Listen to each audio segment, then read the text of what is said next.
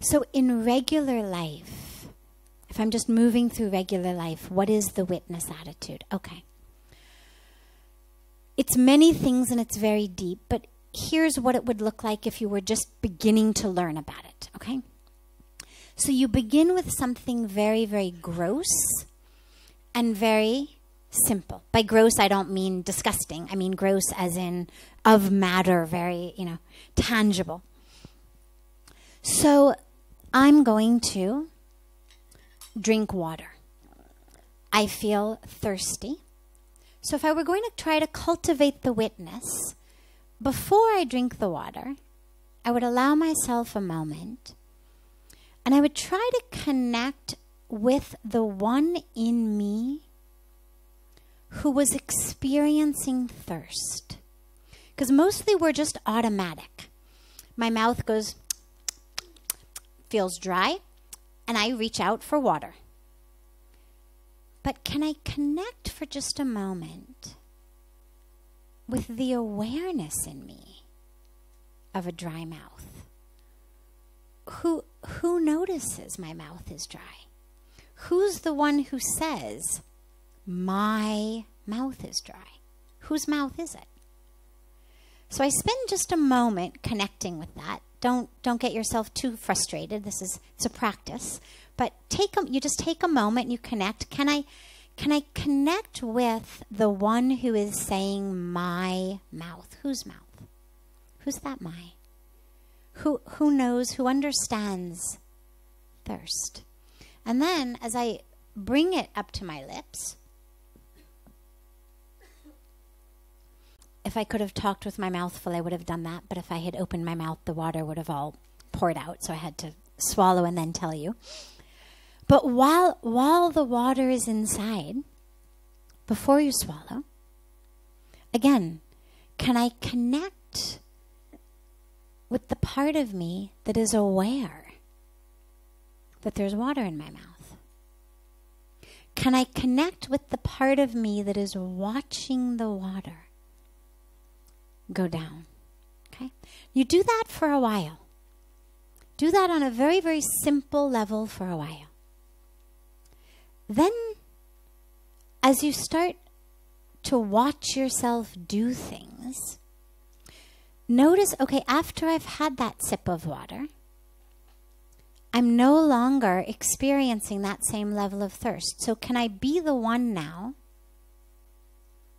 aware of the fact that my thirst is satiated? Can I be aware of that? And if I can be aware of the fact that my thirst is satiated, now maybe I'm aware of a slight rumble in my stomach. It's almost dinner time. Okay, so can I witness that? Now this is, again, it's very, very gross level witnessing, but we begin here. Can I be aware of the rumble in my stomach? Because if I can do that, and I can really get good at that, I'm going to start to be aware of a different type of rumble. It's easy to be aware of the rumble in my stomach. But I'm going to start to cultivate an awareness of a different type of rumbling, which is a rumbling of emotion. And just as I may notice my stomach start to contract, I'll cultivate the ability to notice my heart contracting. Can I notice the way that my breath starts to get a little bit shallower? And as that's happening, I can notice that there's a rise within me of heat and of energy. We call it anger, but if you notice, actually it's heat, it's energy. My heart is starting to beat a little faster, and I'm the one watching it. And you start watching that. And you do that again for a while. I'm going to have to give you a lot of the pieces at once because I just have you for a few minutes. And after you do that for a while, there's actually the ability to be aware of the one who's watching this. So right now, my only goal is to just be aware of who's noticing that there's thirst in my mouth, who's noticing that there's a rumble in my stomach, who's saying my mouth, who's saying my stomach, who's watching. But then there also becomes a place of who's the one asking that question?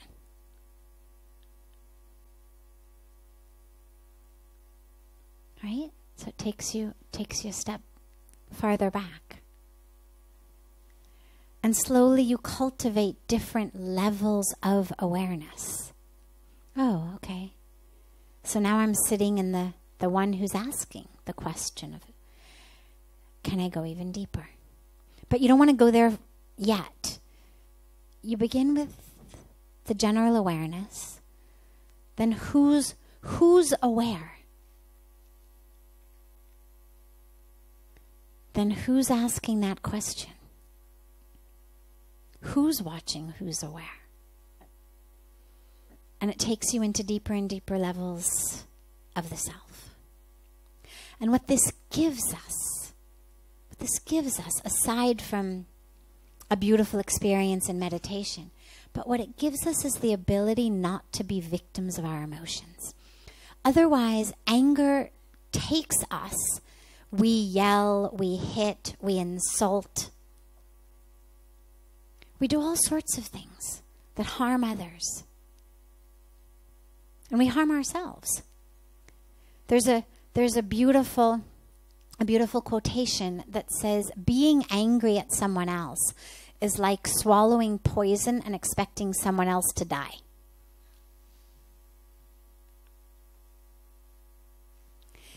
The anger that I feel for someone else is burning me first. That anger I experience, well, I mean, nobody injected it into me. I didn't catch it from the ether. I manufactured it inside me. I mean, on a consciousness level, we talk about watching it like a wave, but the truth is I'm manufacturing this inside me. Nobody's walked over and injected anger in me. All of that which I'm feeling, I've manufactured. I am the factory of that anger. Begins in my mind. It begins with a thought. How dare he? How dare she? Why not this? Why not that? But from the thought is like the boss of the factory. So the mind says, how dare he? How dare she? How dare you? Why not this? Why that?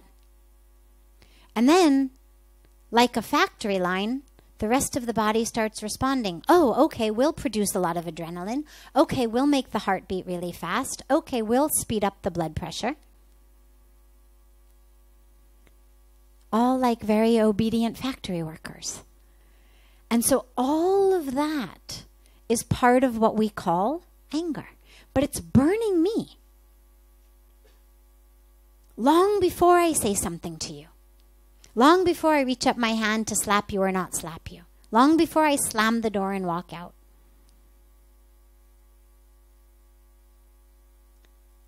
I'm the one being burned by it.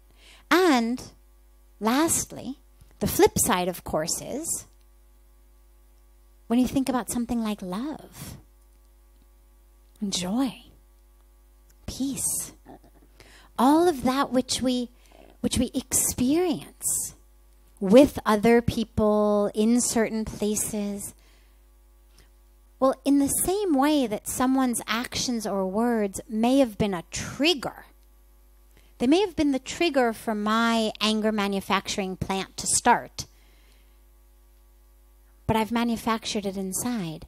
In the same way, someone else's presence, an experience, a sunset, whatever it may be, is a trigger for my internal love manufacturing plant, or my internal joy manufacturing plant, or my internal peace manufacturing? Because all of that is coming from within me. I may say, you are the reason I'm angry. Or, you are the reason I'm so happy, I'm so in love with you, oh my God, that's so great, you're here. But the truth is, that love is within me. You're the trigger of it. You've switched on my love manufacturing plant. But it's actually taking place inside me. And so this is where we have the key. We have the decision. What am I going to manufacture? And just like anger burns us before it burns someone else, the love I manufacture, the peace, the joy, long before I give love to someone else, long before I give a smile to someone else, I'm benefiting on the inside. I'm the first beneficiary of whatever my plant manufactures. So this is the decision we all have to make.